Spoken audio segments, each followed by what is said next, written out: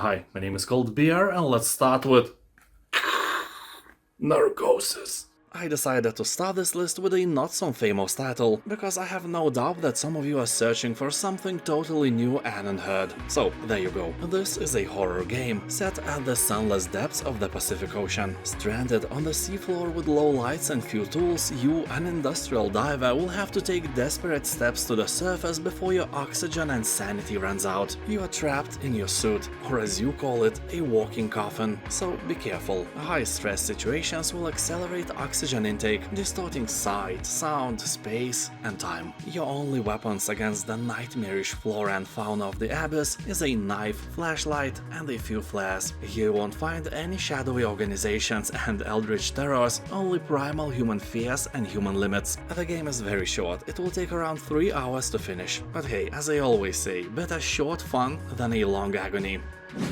Amnesia: The Dark Descent.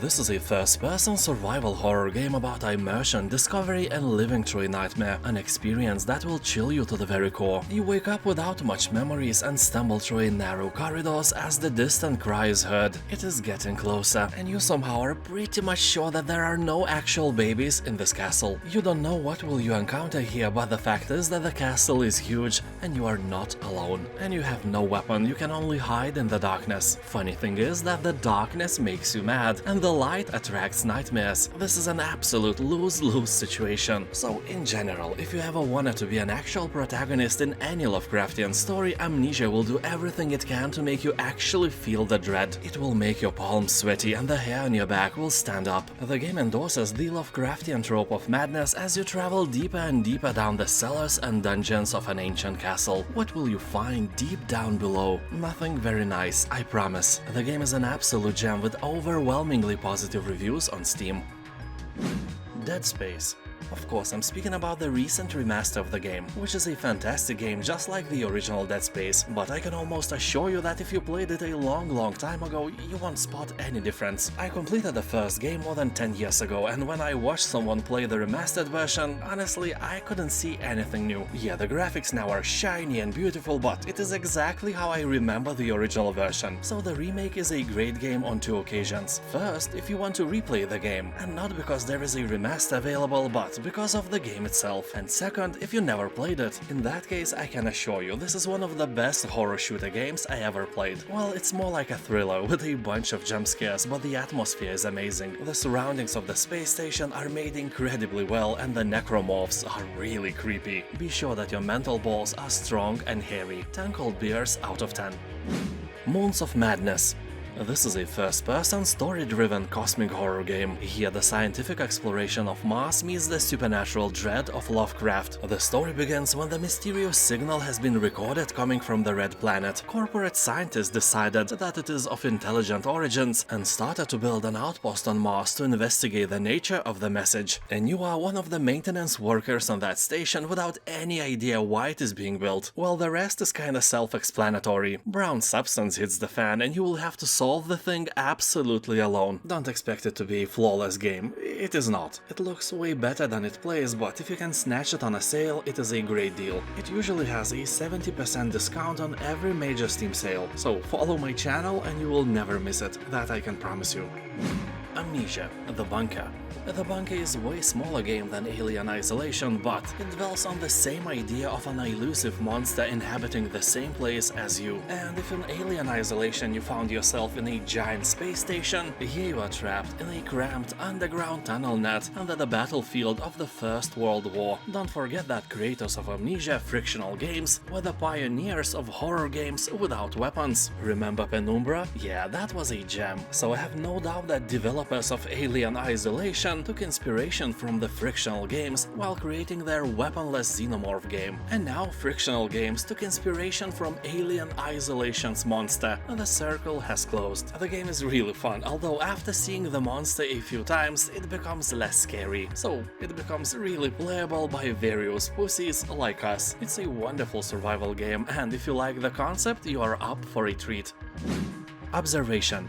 This is a sci-fi thriller where you will have to uncover what happened to the crew of the space station through the lens of artificial intelligence. You will assume the role of AI by operating the station's control systems, cameras, and tools. The game is blending narrative adventure, puzzles, exploration, and cosmic existential horror. You will uncover the true nature of yourself, your crew, and the mysterious, always present hexagon on Saturn. The story, horror atmosphere, and music is great, but the game can be a buggy mess if your gaming setup is slightly out of the ordinary. Also, people on Steam are recommending playing it with a gamepad. But in general, it seems that Observation is a great deal for the fans of 2001: A Space Odyssey and Solaris movies. I will say probably blasphemy that I liked Solaris with George Clooney way more than that Soviet film with Donatas Banionis as the main protagonist. Way more. Soma. Here you will explore an abandoned underwater facility in the bottom of the ocean. You don't know what happened here, where everybody is, and what is your purpose. You passed butter.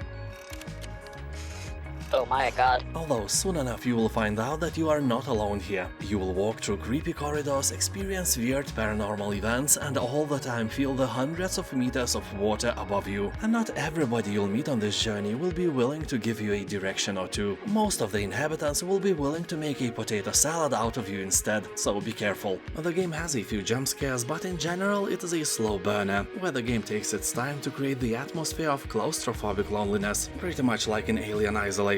You know that no one will help you in the time of need, and that time of need will definitely come, probably not once and not twice. Soma has a great story, cool ending, and is a masterpiece in general.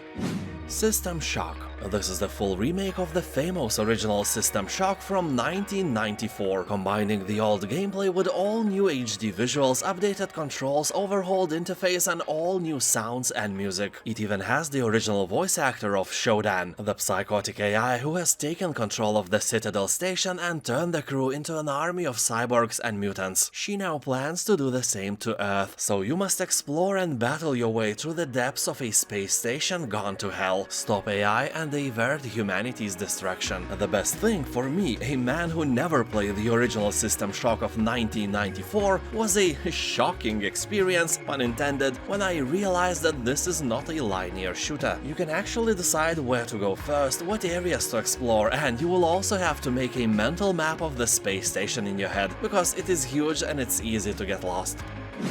Outlast 1 and 2.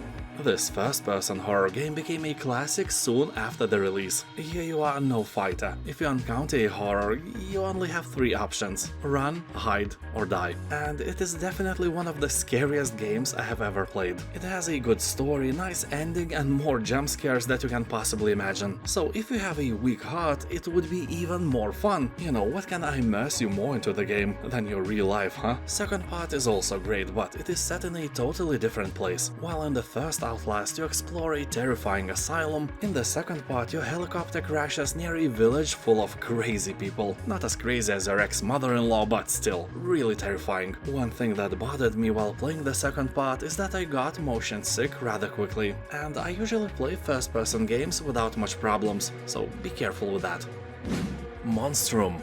This game was one of the most entertaining things I ever played. It is a really scary experience, but also really fun. You will have to escape the ship of horrors by doing some tasks, like finding parts for the helicopter or building a raft. And these spots are all over this massive ship, so you will have to travel huge distances in order to collect them all. Fun part is that you are not alone. Somewhere in this ship lurks a terrible monster, so you get the point. This game is best enjoyed with friends, but I don't have co-op mode or anything like that in mind. Monstrum is a single-player experience. Just take turns trying to escape the ship. I guarantee that this game may become the pinnacle of your evening with buddies. Honestly, I never laughed so much playing horror games with my friends. That was very cheap cosplay. So, thank you for watching, have a nice day, and I'll see you next time. Bye.